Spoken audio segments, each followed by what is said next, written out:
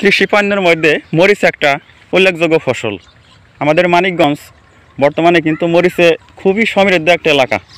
আমি এখন যে মরিচের ফিল্ডে এসেছি এটা হলো মানিকগঞ্জের হরিরামপুর উপজেলার গোপীনাথপুর ভাটিপাড়া গ্রামের একটা মরিচ ক্ষেত। এই যে দেখুন মরিচগুলো কিভাবে গাছে ধরে মাথা তীক্ষ্ণ মাথা উপরের দিকে উঁচিয়ে রেখেছে।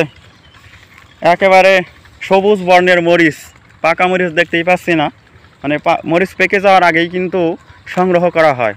এবং মরিচ হলো এখানকার কাঁচা সোনার মতো একটা ফসল।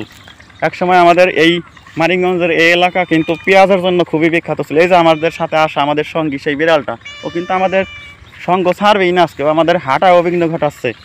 হাঁটতে গেলে পায়ের নিচে এসে পরে আমরা বেশি জোরে হাঁটতে পারি না। যাই হোক, ও একজন ভ্রমণ সঙ্গী আমাদের। আমরা 3 জন ভ্রমণে এসেছি। আমি হুমায়ুন কবির আর হলো বিড়াল। নাম কি বিড়ালের? বিড়ালের নাম হলো হাসি।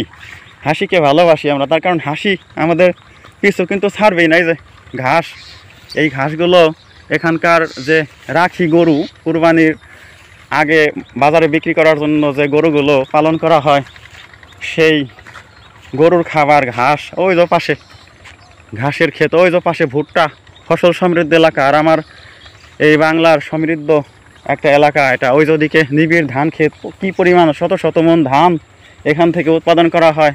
একেবারে বিকেলের শেষ লগ্নে আমরা এসেছি। ওই যে ওদিকে সূর্যটা দেখতে পাচ্ছেন, কখন যে